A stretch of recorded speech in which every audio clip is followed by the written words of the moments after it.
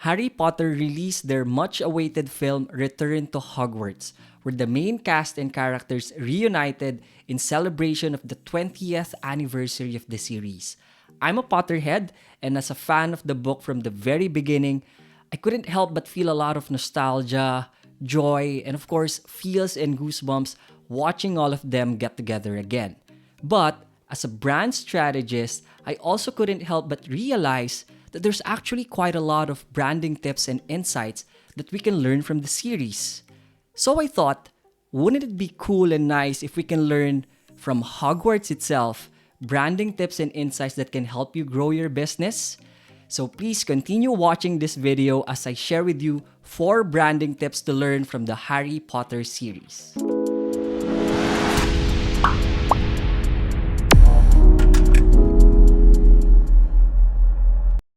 Tip number 1, the importance of market fit with the sorting hat. Every year in Hogwarts, the sorting hat assesses, analyzes, and identifies every student and find out which house is the best fit for them. As you would know, in Hogwarts, there are 4 houses: Gryffindor, Slytherin, Ravenclaw, and Hufflepuff. This tells an important principle in branding your business. Consider the houses as your brands. What this means is you need to understand as business owners or marketeers that not everyone can be your audience or your customers. As a business or as a brand, there is and there has to be the right market fit for your brand. It is important to note that to be able to create a brand that will resonate with the right market, you must know your audience. You must be clear on who you are targeting. For example, are you targeting moms? If so, try to be more specific. Are they new moms? What is their age range? Where are they located? And you can even go deeper and try to understand what are their mindsets, what are their principles and values. Be like the sorting hat. Know your target market and build up your brand with a goal to attract the customers that are truly fit and right for you.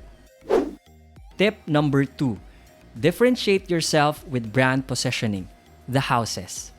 As I mentioned, there are 4 different houses within Hogwarts, and each of them has its own personality, character, and positioning.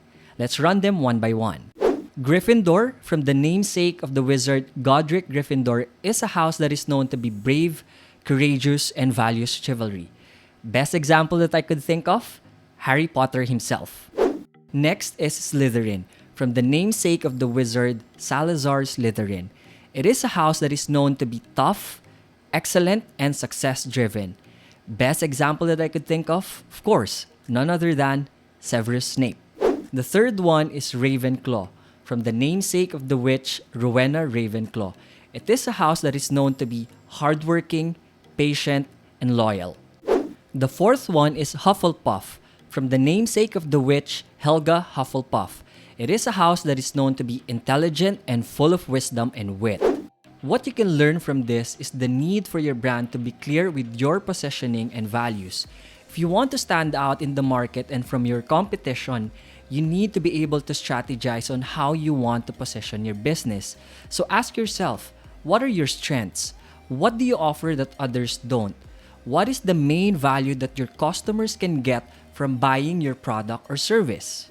By knowing how to position yourself will allow your audience to better understand why they should patronize you. And in differentiating your brand, it will give you an edge and increase the rate of success of your business.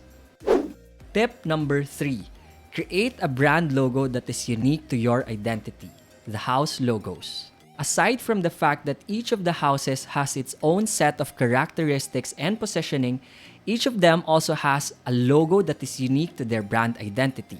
For Gryffindor, they use the lion as main icon with the symbol of a shield. It's a good representation of their stature as courageous and chivalrous wizards and witches.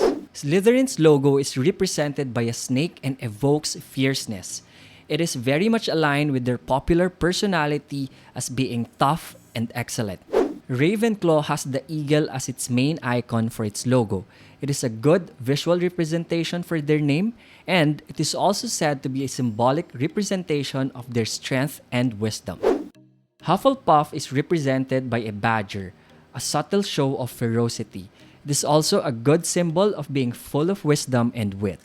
The branding insight that I want you to learn here is after you already have a clarity on the market that is fit for you, after you have developed the brand positioning for your business, you must create a logo that is not only creatively appealing, but appropriately represents and differentiates you. Remember, your brand logo is your main visual identity, so invest on it. Use it to project something positive, exciting, and unique about your product or service. Tip number 4. Use color Pantones strategically, the house colors. As you notice from the logos of the houses, aside from having its own unique symbol and icon to differentiate themselves, they also leverage the use of different colors to highlight the uniqueness of their brands. A quick snapshot of the 4 logos will show us that Gryffindor uses red and gold, Slytherin employs green, purple, and silver, Ravenclaw has blue and bronze, while Hufflepuff has yellow and black. In branding, color Pantones can be a powerful tool to differentiate your brand. It has worked with so many global iconic brands, so don't miss out on this. If your brand currently doesn't have a proper color Pantone guide, then it must be a good time to revisit it. In fact, you can even do a brand identity visual refresh if you want to start something new.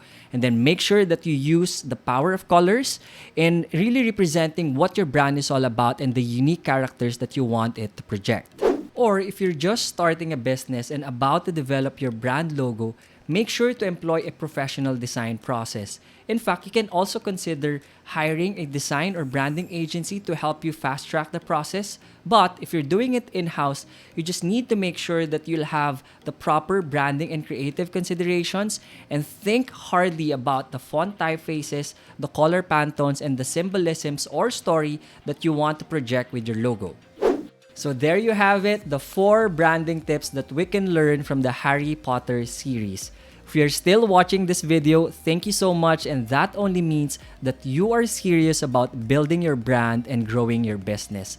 I hope you found valuable insights from this video that you can use with your branding initiatives for your brand, product, or service. Please don't forget to subscribe, like, and share this video with a friend so we can help more people with their branding strategy for their businesses. Until then, dare to dream big.